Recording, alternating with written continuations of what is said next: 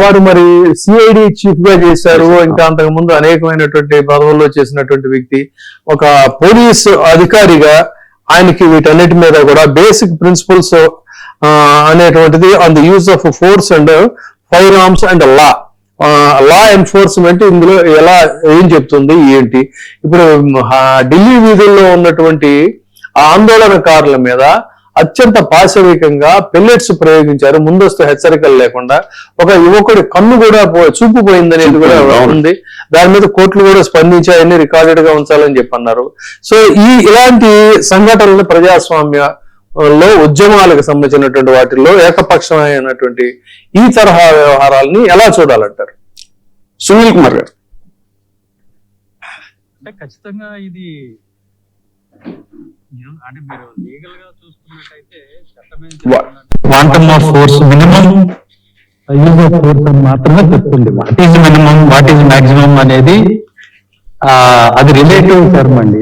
మనం అందుకున్న రోబోట్ కాకుండా మనుషులు నిధులు పెట్టుకుంటాం పోలీసు వ్యవస్థలో. అంటే చట్టాన్ని ఉపయోగించేటప్పుడు విచక్షణ వాడతారని చెప్పేసి, అదే మనం ఒక రోబోట్ ని ప్రోగ్రామ్ చేసి అందరినీ కొట్టేయమంటే కొట్టేస్తుంది కదా. చట్టం ఏం చెప్తుంది అంటే మినిమం అమౌంట్ రిక్వైర్డ్ ఫోర్స్ వాడమని చెప్తుంది. సో టీంలో ఉన్నప్పుడు నిన్న మనం కనుక ఎంత సిచ్యువేషన్ చూస్తే నిన్న కానీ మొట్టమొదట మనం ఆలోచించవలసింది వాళ్ళేమీ హాస్టైల్ క్రౌడ్ కాదు. వాళ్ళందరూ కూడా స్టూడెంట్స్, మనకు క్లియర్ గా కనపడుతుంది. యూత్ స్టూడెంట్స్, వాళ్ళేమి సంఘ విద్రోహ శక్తులు కాదు, లేకపోతే ఊరేగింపు ముసుగులో ఉన్నటువంటి సంఘ విద్రోహ శక్తులు మరొకటి కాదు. అన్నట్టు ఏం లేదు, అందరూ కూడా స్టూడెంట్స్, చిన్నపిల్లలు కూడా ఉన్నారు. 6th క్లాస్ చదువుతున్న స్టూడెంట్స్ వాళ్ళు కూడా వచ్చారు. 10th అయిన వాళ్ళ పేరెంట్స్ వచ్చారు, లేడీస్ వచ్చారు, చాలా మంది ఉమెన్ ఉన్నారు, గర్ల్స్ ఉన్నారు. సో వీళ్ళ మీద మినిమం అమౌంట్ ఆఫ్ ఫోర్స్ అని అన్నప్పుడు నిన్న ఉపయోగించినటువంటి ఫోర్స్ ఖచ్చితంగా by any judgement is violation of any laws, any international laws or domestic laws. Definite గా ఉపయోగించాల్సిన దానికన్నా అధికంగానే ఫోర్స్ వాడారు. ఈ పిల్లెట్స్ వాడటం అనేది ఖచ్చితంగా ఖండించాల్సిన విషయం. ఎందుకంటే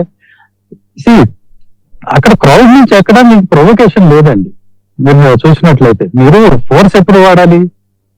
క్రౌడ్ ఏమన్నా అన్రూలీగా అయిపోయి అక్కడ ఏమన్నా డ్యామేజ్ ఆఫ్ ప్రాపర్టీ జరుగుతుంటే, లేకపోతే పోలీసుల మీద ఏమన్నా రాళ్లు విసరటమో ఇంకోటి చేయటమో చేస్తే అప్పుడు ఏమైనా క్రౌడ్ కొంచెం వైలెంట్ గా మారింది అని అనుకోవడానికి అవకాశం ఉంది. కానీ అలాంటి సంఘటనలు ఏమీ కూడా రిపోర్ట్ కాలా. దాన్ని వాళ్ళు ప్రొటెస్ట్ చేస్తున్నారు. మనం చూసినట్టయితే చాలా చోట్ల పోలీసులే వాళ్ళ మీదకి రాళ్లు విసరటం, పోలీసులు ప్రొవోక్ చేయటం, తర్వాత కొంతమంది పోలీసులు అని చెప్పుకుని మరి వాళ్ళకి అవునో కాదో ఈ మఫ్టీలో ఉండి కర్రలు పట్టుకుని తిరగటం, వాళ్ళు క్రౌడ్ లో కలిసిపోయి రాళ్లు విసరటం, ఇవన్నీ కూడా మనం చూసాం. కాబట్టి నిన్న జరిగింది మాత్రం చాలా అమానుషం. నేను అనుకోవటం అయితే ఫోర్స్ తోటి ఈ ఉద్యమాన్ని అణిచివేయచ్చు, తద్వారా ఈ రోజు ఇంకేమీ సమాధానం చెప్పక్కర్లేదని ప్రభుత్వం ఒక తప్పుడు అంచనాతో వ్యవహరించినట్టు కనపడుతుంది. ఇది ఒకటే కాదండి, ఇప్పుడు మనం చూసుకున్నట్టయితే గతంలో కానీ ఇప్పుడు కానీ ప్రభుత్వాలు ప్రజలకి ఉన్నటువంటి ఈ స్వేచ్ఛ ఏదైతే ఉందో, భావ ప్రకటన స్వేచ్ఛ, అది ప్రెషర్ కుక్కర్కి ఉండే సేఫ్టీ వాల్వ్ లాంటిది. ఖచ్చితంగా ఆ లోపల హీట్ బాయిల్ అవుతూ ఉంటుంది. ప్రజా వ్యతిరేక విధానాల వల్ల కావచ్చు, ప్రజల మేలు కోసం నేను చేస్తున్నాం అనుకుని వీళ్ళు చేసే పనుల వల్ల కావచ్చు, దాన్ని ఎక్స్ప్రెస్ చేయనివ్వాలి. వాళ్ళు ఎక్స్ప్రెస్ చేయనివ్వరు.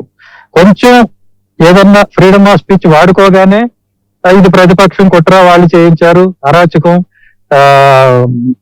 దేవిటి ప్రదర్శన పేరులో ముసుగులో విద్రోహులు, సంఘ విద్రోహులు, అరాచకానికి కుట్ర అని చెప్పేసి మీడియాలో వేసి ప్రభుత్వం ఒక వెర్షన్ తయారు చేసి వాళ్ళ మీద ముద్రేయటం. ఈ యొక్క బీజేపీ ప్రభుత్వం అయితే, కేంద్ర ప్రభుత్వం కానీ ఢిల్లీ ప్రభుత్వం కానీ అయితే వీళ్ళకి అలవాటైన ఆట ఏంటంటే పాకిస్తాన్ నుంచి వచ్చేసారు, తీవ్రవాదులు వీళ్ళలో కలిసిపోయారు, లేకపోతే చైనా పని చేసింది. ఇది రొటీన్ గా మనకు వినపడే మాట. ప్రతిదానికి ఇది వాడుతూ 10 ఏళ్ల నుంచి నవ్వి పెడుతున్నారు. ప్రజలకి కడుపు మందిన ఆకలేసినా గానీ పాకిస్తాన్ వల్ల ఆకలేసిందంటాం, ఎవడైనా బాధ కలిగి అయ్యో అన్నా గానీ ఈడు అయ్యో అని లేదు అల్లా అన్నాడు అని అంటాం. ఇదంతా టూ మచ్ అయిపోయిందండి. టూ మచ్ అయిపోయి ఈ రోజున ఒక్క నిమిషం అండి, ఇప్పుడు ఈ పెల్లెట్స్ కి సంబంధించి ఒక కాంట్రాస్ట్ కంటెంట్స్ నోటి వినిపిస్తుంది. ఏంటంటే లేదు లేదు అది ఏముంది పెద్ద ప్రమాదకరమైనది ఏమీ కాదు అని చెప్పి అంటున్నారు. అంటే అసలు ఇక్కడ అదేనండి ఇప్పుడు పెనిట్రేట్ అవుతుంది, పెనిట్రేట్ అవుతుంది అది. ఎస్, పెల్లెట్స్ ని less more dangerous, more dangerous than bullet అండి. అదే మోర్ డేంజరస్ దెన్ నాన్ నేతలు అంటున్నారు. అది కన్నుకు తగిలింది అనుకోండి, number of pellets will be there. ఒక్క షెల్ కనుక ఫైర్ చేస్తే దాంట్లో నంబర్ ఆఫ్ పిల్లెట్స్ ఉంటాయి. అవును, బుల్లెట్ అంటే ఒకటే వస్తుంది. అవును, పిల్లెట్స్ అంటే 10 ఉండొచ్చు, 20 ఉండొచ్చు, 30 ఉండొచ్చు. అవన్నీ కనుక ఒక కంటి మీదకి వచ్చినట్లయితే అవి పెనట్రేట్ అవుతాయి, ఫోర్స్ తో వస్తాయి. ఒక కంటి మీద 30 పిల్లెట్స్ అంటే ఇంత లావు బాల్స్ పూర్తిగా చెప్తున్నాను కదా. పిల్లెట్ అనేది అసలు వాడకూడదు, దాన్ని బ్యాన్ చేయాలి. పిల్లెట్ అనేది ఖచ్చితంగా బ్యాన్ చేయాలి. వాటర్ క్యానన్ వరకు ఓకే, లాఠీ వరకు ఓకే, మరీ పోలీసుల లైఫ్ ప్రమాదంలో పడితే బుల్లెట్ తో కాల్చడం వరకు ఓకే. కానీ పిల్లెట్ అనేది మాత్రం హైలీ డేంజరస్. అది ప్రైవేట్ పార్ట్స్ లో తగిలినా కానీ, ఈ కంటి లాంటి సెన్సిటివ్ పార్ట్స్ తగిలినా కానీ చాలా డ్యామేజ్ ఉంటుంది. It's inhuman. అయితే ఈవెన్ ఒకవేళ పెల్లెట్స్ అనివార్యంగా ప్రయోగించాల్సి వచ్చినా కూడా ముందు దానికంటే ముందు కొంత మైకులో అనౌన్స్ హెచ్చరికలు జారీ చేయడం, తర్వాత వాటర్ క్యాన్స్ ఉపయోగించడం. వాటర్ క్యాన్స్ తర్వాత కదా ఈ థర్డ్ స్టెప్ కి రావాలి. అసలు ఆ ప్రొవోకేషన్ ఎక్కడ ఉందండి? అక్కడ లేదు. ఎక్కడుంది? ప్రొవోకేషన్ ఎక్కడ కనపట్లేదు. లేదు, దెర్ ఇస్ నో ప్రొవోకేషన్. జనం వస్తున్నారు అంతవరకే. వాళ్ళేమి షాపుల మీద వాళ్ళు డ్యూటీ చేయట్లేదు, పోలీసులు కొట్టట్లేదు. ఎక్కడన్నా ఒక విజువల్ చూపించండి. సో ఇలాంటి పరిస్థితుల్లో ఏకపక్షంగా మన usage of force itself is not justified. ఇక మైకులు, పిల్లెట్లు అక్కడ దాకా మీరు వెళ్ళక్కర్లేదు. అసలు యూసేజ్ ఆఫ్ ఫోర్స్ అనేది ఇట్ ఈస్ నాట్ జస్టిఫైడ్. ఇది ప్రీ డిటర్మిన్డ్ గా కావాలని వాళ్ళని ఏదో రకంగా ఉద్యమం చేయకుండా ఆపాలని చేసిన కుట్రే తప్పితే యూసేజ్ ఆఫ్ ఫోర్స్ అసలు అక్కడ అవసరమే లేదండి. సార్, తర్వాత ఎన్ఎస్ఏ నేషనల్ సెక్యూరిటీ యాక్ట్ ప్రయోగిస్తారు అని, అలాగే పాస్పోర్ట్లు రద్దు చేస్తారని ఈ ఇన్ఫర్మేషన్ కూడా వస్తుందండి.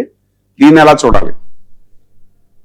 అన్ని చేస్తారండి. ఇప్పుడు ఇక్కడ కూడా రావణ్ అనే జర్నలిస్ట్ ని ఉపాయాక్త కింద పెట్టేశారు లోపల. అతను జస్ట్ యూట్యూబర్. అతన్ని చట్టం పెట్టారు. సో అది ఆశ్చర్యపోవాల్సింది ఏం లేదు. ఇది మనకంటే ఇలాంటి చట్టాలు వాడుతున్నారు అంటే ఇది ఫాసిస్ట్ రాజ్యం, డెమోక్రసీ కాదు. ఇది ఒక ఫాసిస్ట్ రాజ్యంగా మారిపోయింది అనడానికి సంకేతం. ఎప్పుడైతే ఆ చట్టాలు బయటకు తీశారో అవి రేర్ గా ఎక్కడో నిజంగా 200% పాకిస్తాన్ నుంచి వచ్చాడు, వెల్ ట్రైన్డ్ మిలిటెంట్ లైక్ కసబ్బు అనుకున్న వాళ్ళ మీద ప్రయోగించాల్సిన చట్టాన్ని మన మధ్య రోజు తిరుగుతా ఉండే యూట్యూబర్ మీద, ఆ చిన్నపిల్లల స్టూడెంట్స్ మీద పెడుతున్నారంటే ఇది ఫాసిజంగా ఏంటండి?